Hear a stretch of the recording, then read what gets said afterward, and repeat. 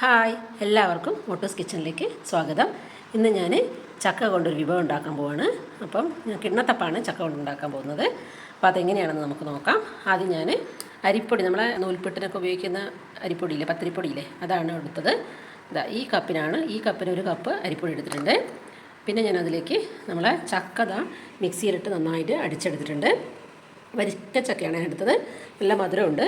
അപ്പോൾ അത് ഞാൻ ഇതിലേക്ക് ഇടുകയാണ്. ടൈറ്റായിട്ടുണ്ട് ചക്ക.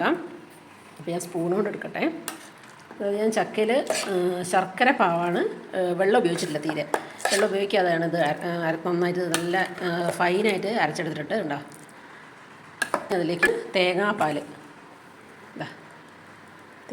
ഒഴിച്ച് വയ്ക്കുന്നുണ്ട്.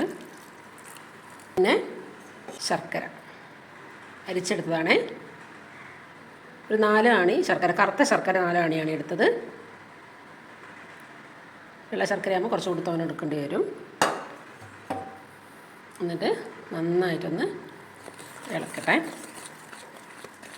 നന്നായിട്ടൊന്ന് മിക്സിയിലടിച്ച് വരട്ടത്. ഓക്കെ, ഇതാ നമ്മളുടെ കിണ്ണത്തപ്പത്തിൻ്റെ മാവ് റെഡി ആയിട്ടുണ്ട്. ഇതാ തേങ്ങാപ്പാലും അരിപ്പൊടിയും ശർക്കരയും ചക്കയും ഒക്കെ ഒരുമിച്ചിട്ട് ഞാൻ നന്നായിട്ട് മിക്സിയിൽ അടിച്ച് വന്നിട്ടുണ്ട്. ഇനി നമുക്ക് ഈ ബൗളിലേക്ക് ഇതിലേക്ക് ഒഴിക്കാം.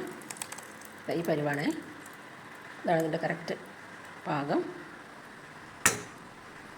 എനിക്ക് ഞാൻ കുറച്ച് ഉപ്പ് ഞാൻ നേരത്തെ അരയ്ക്കുമ്പോൾ ഒരു നുള്ളുപ്പ് ഞാൻ ഇട്ടിട്ടുണ്ട്, അതിലൊന്ന് ബാലൻസ് ചെയ്യാൻ വേണ്ടിയിട്ട്.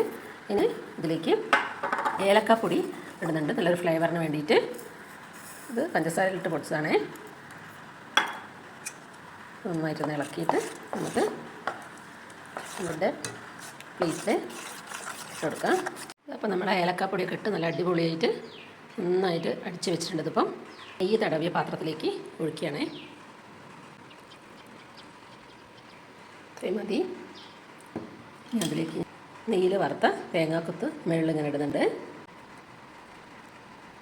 ഇനി ഞാനിത് ആവിയിൽ വേവിച്ചിട്ട് വരാം. ഓക്കെ, അപ്പോൾ അത് നമ്മളെ ചക്കയുടെ കിണ്ണത്തപ്പം റെഡി ആയിട്ടുണ്ട്. നല്ല അടിപൊളിയായിട്ട് റെഡി ആയി വന്നിട്ടുണ്ട്. ഉണ്ടോ, ഈ സൈഡിൽ നിന്നൊക്കെ ഇങ്ങനെ വിട്ട് വന്നിട്ടുണ്ട്. ഇനി ഒന്ന് തണുത്തോട്ടെ, എന്നിട്ട് നമുക്ക് ഇതിൽ നിന്ന് മാറ്റിയെടുത്ത് വരാം. നല്ല മണമുണ്ട്. നെയ്യുടെയും ആ തേങ്ങാക്കൊത്തൊക്കെ ഇതിലാക്കിയത് നെയ്യിൽ വറുത്തിട്ട് നല്ല അടിപൊളി മണമായിട്ട് വന്നിട്ടുണ്ട്.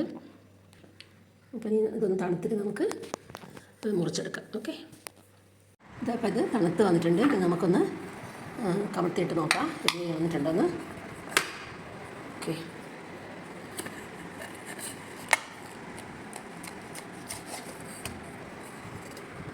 അടിപൊളിയായിരിക്കും. അപ്പോൾ അടിപൊളി റെഡി വന്നിട്ടുണ്ട്. കണ്ട, സൂപ്പർ. ഇനി അടുത്തത് നമുക്ക് ഒന്ന് തട്ടി നോക്കാം. റെഡി ആയിട്ടുള്ളത് തട്ടിയൊക്കെ വിട്ട് വന്നിട്ടുള്ളത് ഒന്ന് കമത്തിയിട്ടോട്ടെ. ഇത് അടുത്തത് നല്ല ഭംഗിയായിട്ട് കിട്ടിയിട്ടുണ്ട്. രണ്ടും നല്ല ഭംഗിയായിട്ട് കിട്ടിയിട്ടുണ്ട്. അസലായിട്ടുണ്ട്. ഭംഗിയായിട്ട് കിട്ടിയിട്ടുണ്ട്. ഇതും അതുപോലെ തന്നെ നന്നായിട്ട് കിട്ടിയിട്ടുണ്ട്. ഓക്കെ, നല്ല അടിപൊളി ടേസ്റ്റ് ഉണ്ട്. ഇപ്പോൾ ചക്കയുടെ കാലമല്ലേ, അപ്പം ചക്ക എന്തായാലും വീട്ടിലുണ്ടാവും. വരിക്കച്ചക്കയാണ് ഏറ്റവും ബെസ്റ്റ് ഇതിൽ. അപ്പോൾ എല്ലാവരും ഇത് വീട്ടിൽ ട്രൈ ചെയ്ത് നോക്കുക. അപ്പോൾ എൻ്റെ മോട്ടൂസ് ചാനൽ സബ്സ്ക്രൈബ് ചെയ്യാനും ലൈക്ക് ചെയ്യാനും ഷെയർ ചെയ്യാനും മറക്കല്ലേ. അപ്പോൾ ഇനി നല്ല നല്ല വെറൈറ്റി വീഡിയോസ് ആയിട്ട് ഞാൻ വീണ്ടും നിങ്ങളുടെ അടുത്ത് വരും. അതുവരേക്കും ബായ്.